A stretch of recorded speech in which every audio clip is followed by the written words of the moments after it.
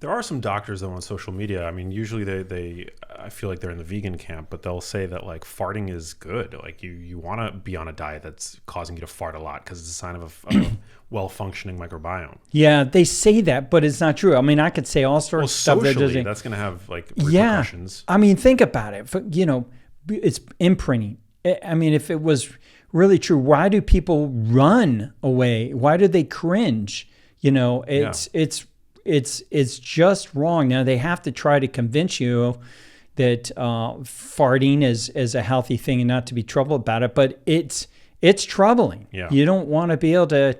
You don't want to pass gas, and you certainly don't want it to smell bad. And so if you're a vegan, I'll just tell you, you're gonna have bad smell. You're gonna be passing gas, and you're gonna be a hot mess when you wipe. So it's people that eat more of a meat-centric diet with ferments, that have a type 4 stool, don't make noise, don't smell, and don't have residual stool, and they wipe. And you can argue all day long, but the evidence archaeologically is in the fecal lists and the archaeological remains of fossilized stool show type 4. They don't show a cow patty. And so, yeah, it's an important biomarker. How you pee, how you defecate goes to your health. I mean, it makes you wonder why toilet paper was invented, right? Like, I mean, if our natural tendency, right, is to like poop and then have it be all over our bottoms, like, that doesn't, and likely for the vast majority of our, time on this planet prior to the advent of industrialized food, we were probably eating diets that were more biologically appropriate, made pooping a lot easier. I totally agree. And a much cleaner experience. Yeah. And then our diets became industrialized. We started, we adopted domesticated crops like grains as mainstays in our diets. Mm-hmm. And it led to messier poops. And obviously we had to, yeah. That's exactly right. Toilet paper became a necessity. Great insight. But you don't see other animals walking around with poop all over their bottoms. No. And even domesticated animals, the healthiest wild animals, you never see residual stool on their anus. You rarely see it in domesticated animals unless they're diseased. But we find it permissible and look the other way when we got to have, and then we go crazy, like the thought that we might run out of toilet paper, like you're stockpiling toilet paper. Well, my clients don't have to worry about toilet paper, and if it runs out, we're okay. Yeah.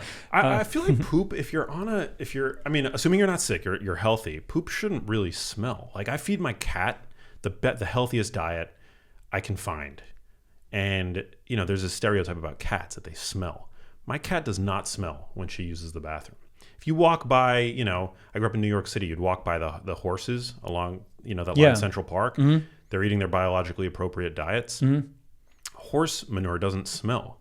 It smells grassy. It's like when an animal is eating its biologically appropriate diet, you can kind of, it's like, but then conversely, dogs that eat essentially junk food their entire lives, like your average dog today on a ultra processed pet food diet. I mean, dog poop smells like the worst, Yeah, no, it's so true.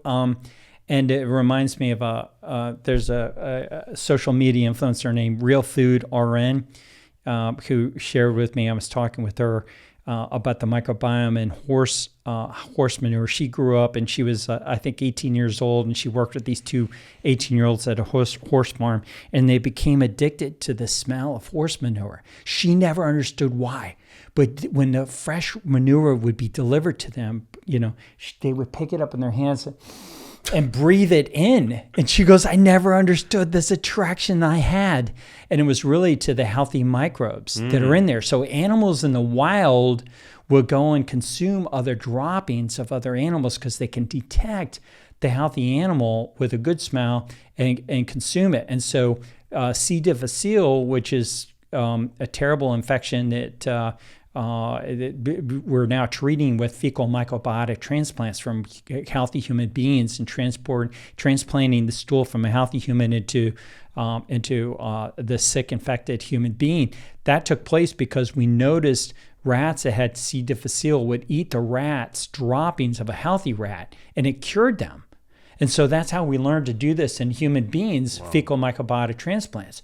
But you might as well, I almost like too much information, but the FDA will not let FMTs to happen by doctors unless it's a life-threatening C. difficile infection, because in studies what we're finding out is people that have inflammatory bowel disease, Crohn's disease, there's no cure for Crohn's. You're on lifetime medicine to immune suppressing medicine like Humira, methotrexates, these immune suppressing medications for the rest of your life.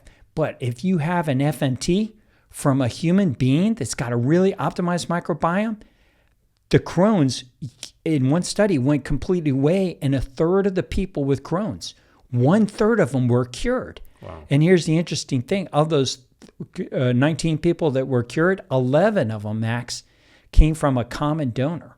So what that means is you can have a very optimized level of microbiome. Your stool is so loaded with beneficial microbes that you can cure your fellow man of disease. So in the future, 2024, the Genialize episode today, what's going to happen is you will see companies or medical practices, probably offshore to get away from governments, will be doing FMTs from the healthiest people in the world, curing disease that unless we can eradicate ourselves from the influence of big pharma and the system that is just propagating from disease. But I want to be a part of it. I want to figure out ways to optimize people through lifestyles. I want to measure microbiomes, figure out ways to do it besides visceral fat. We've got to get role models, of people who are really healthy, and we got to offer people not just the strategies, but I think also some people, if they don't have time to adopt all the lifestyles, they may just need a fecal microbiota transplant to catch up with them, and that probably offers the most substantial way of bringing relief to some people that have disease while they start trying to change their life too. Yeah, I got to plant that seed with the new administration to loosen up the reins on. I hope you can. This research, yeah, that'd be dope. Man, keep doing it. And I hope, have you met RFK? Have you had a chance? I've met him. Yes, I'm not directly connected or affiliated in any. I'm actually not affiliated with the movement or the administration at this point. But yeah, I hope. I mean, fingers crossed that there's some way that I can help in a small, take a small role in steering the ship. But I don't know. I'm optimistic, even if I'm not. Were I not to be involved in any capacity. There's everybody who has been nominated for appointment at this point seems very legit, high integrity choices. I agree. I'm super impressed. Yeah, so I'm optimistic at this point. Things who knows how things will shake out over the next 4 years, but. Well, look at what you're doing. You're reaching millions of people, Max. And, you not only look good from the outside, but you look good from the inside. Thank you, brother. We could see that, and let's get you better. Let's keep improving. Yes. You need to be a human being. By the time you're 45 or 50, you're even better on the inside, even better looking from the outside. Amen. Hey, if you liked that video, you need to check out this one here, and I'll see you there.